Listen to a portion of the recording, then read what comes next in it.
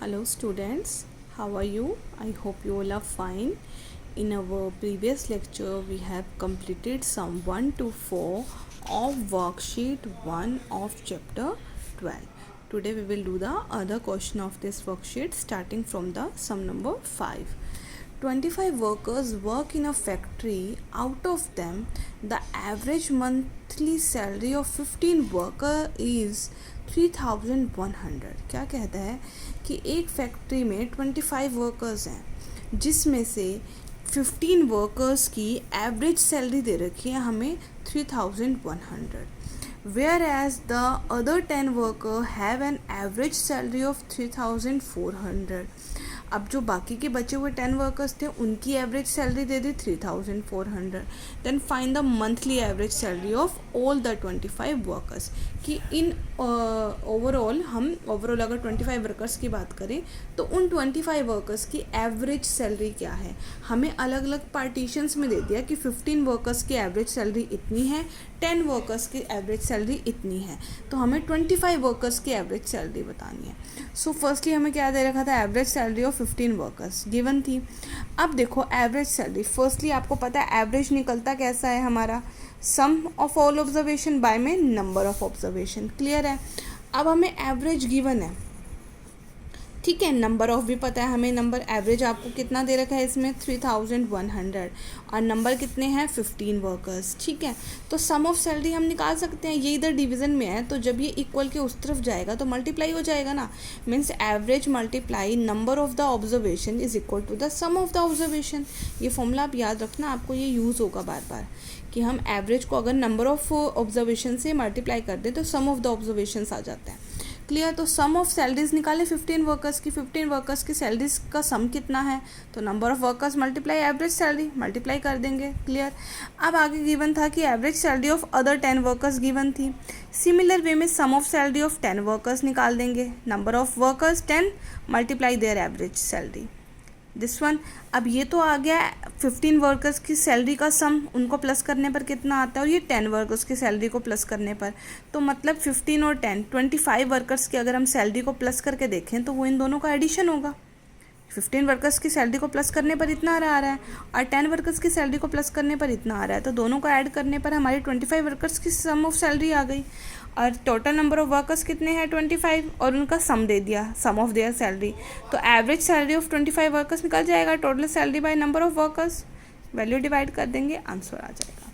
Next one बिल्कुल same है इसके जैसा, थोड़ा सा फ़र्क है बिल्कुल हमारा. The average salary of 19 workers in a factory is 850 per month. कि 19 वर्कर्स की एवरेज सैलरी दे दी और सैलरी ऑफ अ मैनेजर दे दिया. तो हमें एवरेज सैलरी बतानी है एम्प्लॉयज़ की, मतलब सभी एम्प्लॉयज़ की इन ओवरऑल, जैसे इसमें ओवरऑल निकाला था. तो firstly average salary of 19 workers दी है, जैसे उस समय किया था. सम ऑफ सैलरीज निकल जाएगा, नंबर ऑफ वर्कर्स 19 थे, multiply their average salary, value आ गई. अब सैलरी ऑफ मैनेजर गिवन थी, ये तो था 19 वर्कर्स की टोटल सैलरी, ये थी सैलरी ऑफ मैनेजर. तो 19 वर्कर्स की सैलरी और मैनेजर की सैलरी को अगर हम प्लस कर दें तो हमारी एडिशन आ जाएगा, मतलब सैलरी ऑफ 20 वर्कर्स आ गया ना. अगर हम 19 वर्कर्स की सैलरी का सम और मैनेजर की सैलरी को ऐड कर दें तो सैलरी ऑफ 20 वर्कर्स आ गया, 20 एम्प्लॉयज़ आ गया. तो न्यू सैलरी जो हमारी मीन सैलरी है वो कैसे निकलेगी, average monthly salary of all the 20 workers, total sum of their salaries and by में टोटल नंबर ऑफ वर्कर्स. अब 20 हो गए ना क्योंकि मैनेजर को भी हमने इंक्लूड कर दिया. सो ये हमारा एवरेज आ जाएगा. Next question. The mean of 9 observation was found to be 35. कि 9 ऑब्जर्वेशन को का मीन निकालने पर 35 बनता है. लेटर ऑन बाद में पता चलता है कि it was discovered that 81 was misread as 18. कि हमने 81 को 18 रीड करके और उसका मीन निकाल दिया था. तो करेक्ट मीन बताओ. So firstly mean of 9 observation given है, तो सम ऑफ ऑल 9 ऑब्जर्वेशन हम निकाल सकते हैं. अब आपको फॉर्मूला तो पता ही है, इन दोनों की प्रोडक्ट हो जाएगा. अब जैसे हमें पता है कि आना तो 81 था लेकिन हमने रीड क्या कर दिया 18, मतलब जो हमने एडिशन किया था उस एडिशन में 18 गलत था, 18 नहीं होना चाहिए था, 18 की जगह क्या होना चाहिए था 81. तो मतलब हम इस वैल्यू में से 18 को तो माइनस कर दें, 18 तो होना ही नहीं चाहिए था, उसकी जगह प्लस में क्या होना चाहिए था 81 होना चाहिए था. तो मतलब जो हमारा सम ऑफ करेक्ट ऑब्जर्वेशन हमारा क्या आना चाहिए था कि इस वैल्यू में से 18 तो माइनस कर दें और 81 हम प्लस कर दें तो ये वैल्यू हमारी कितनी आ जाएगी 378. So this will be the sum of the observation, 9 observation, correct observation. So correct mean क्या बनेगा, this sum of correct observations by में number of observation. So 42 is the answer. Next one है the mean of 5 number is 27. हमारा 5 observation का mean दे दिया 27. If 1 number is excluded, अगर एक नंबर को हम इसमें से निकाल देते हैं, then their mean will be 25. Find the excluded observation, कि हमने कौन सा नंबर इसमें से निकाला था. तो firstly mean of 5 observation given है, ठीक है. तो सम ऑफ ऑल ऑब्जर्वेशन निकाल सकते हो आप, number of observation multiply the mean of the observation. तो मल्टीप्लाई किया, वैल्यू आ गई. तो मतलब हमारा जो वो सम ऑफ 5 ऑब्जर्वेशन था वो 135 होना चाहिए था. अब जैसे हमें पता है कि हमने 1 नंबर इसमें से निकाल दिया, तो न्यू मीन क्या बन रहा है 25. मतलब the mean of 4 number is 25. तो मीन ऑफ 4 ऑब्जर्वेशन क्या बन जाएगा 25 मल्टीप्लाई 4, 100. ये था मीन ऑफ 5 ऑब्जर्वेशन, ये था mean of 4 observation, sum of all 5 observation and this is the sum of 4 observation. तो मतलब हम अगर ये था टोटल ऑफ 5 ऑब्जर्वेशन में से अगर हम 4 ऑब्जर्वेशन का सम माइनस कर देंगे, दैट मीन्स वो हमारा जो 5th नंबर था जो हमने निकाला था वो निकल जाएगा. सो एक्सक्लूडेड नंबर हमारा इन दोनों के सब्ट्रैक्शन से निकल गया. सेम वे में 9th क्वेश्चन है आगे. The mean of 8 number is 27. If 1 number is included, अब इसमें एक नंबर ऐड किया गया है, then the new mean is 26. तो then find the included number. Same way में है, आप इसको भी कर सकते हो, कोई अलग मेथड नहीं है, सेम बिल्कुल एग्जैक्ट वे में है ये. So you can do this sum yourself. Next one. In a certain hospital, the mean birth rate of a week was 35.